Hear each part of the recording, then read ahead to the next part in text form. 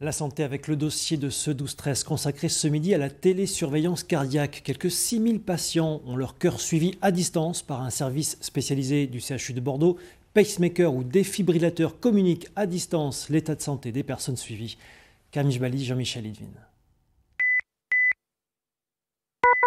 Ce bip, ce trouble du rythme cardiaque, peut déboucher sur une issue fatale. C'est ce que l'on redoute, c'est ce que l'on essaye d'anticiper. Il est possible ainsi de prévenir cette situation dramatique en surveillant quelques paramètres significatifs. C'est le système de la télésurveillance cardiaque. On suit des patients depuis maintenant une vingtaine d'années qui ont un pacemaker ou un défibrillateur. Ces appareils sont capables de transmettre des informations sur le fonctionnement.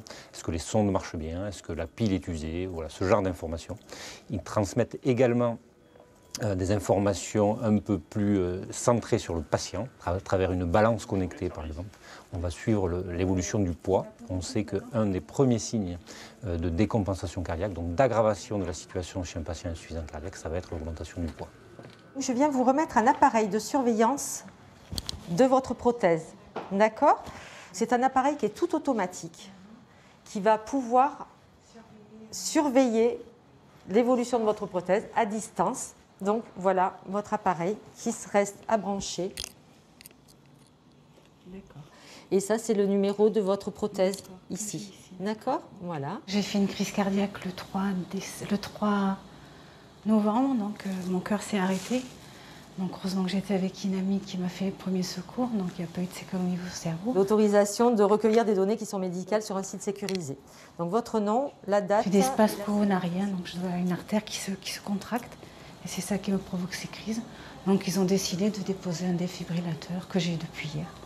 Donc voilà, qui sera surveillé avec téléphone, à distance, voilà. Tous les jours, il y a donc recueil et analyse des transmissions reçues. Et l'on transmet aux médecins les alertes jugées pertinentes pour la prise en charge du patient. J'ai bénéficié de ce système il y a 3 ans de ça.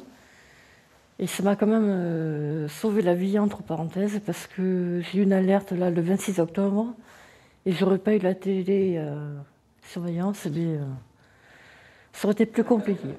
Rappelons que ce dispositif reste un système de surveillance et non d'urgence. On essaye d'anticiper de futurs problèmes, mais toute situation de crise ne peut être traitée que par les services d'urgence, par définition.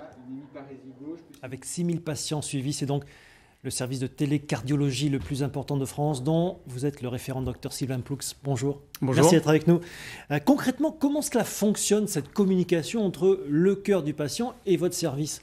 Alors, en ce qui concerne les prothèses cardiaques, c'est assez simple. Chaque soir, l'appareil va communiquer grâce à un télétransmetteur qui se trouve dans la chambre du patient. Pour les systèmes les plus performants, il va même utiliser le téléphone du patient pour transmettre les informations qui, elles-mêmes, sont secondairement par 3G renvoyées sur le site de l'industriel que nous consultons chaque jour. D'accord.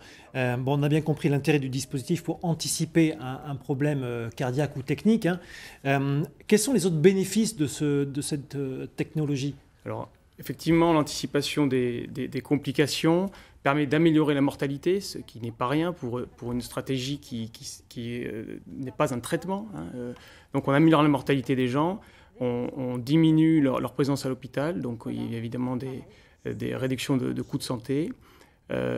Et bien entendu, c'est un dispositif qui s'adresse à tous, quel que soit l'âge, la cardiopathie, la situation géographique. On bénéficie tous du même suivi.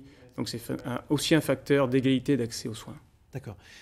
Et vous suivez des patients d'ailleurs du CHU, mais pas uniquement. C'est une spécificité effectivement de notre centre, c'est d'avoir créé depuis 2012, avec le support de l'ARS, un réseau de télésurveillance qui inclut 14 centres en Nouvelle-Aquitaine, et qui nous font confiance pour le télésuivi des patients.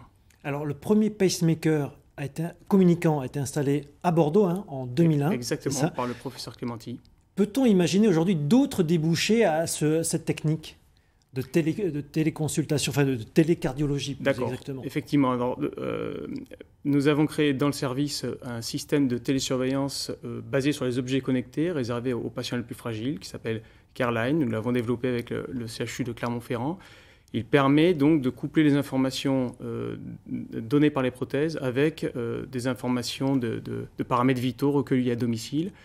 c'est une évolution de la télésurveillance.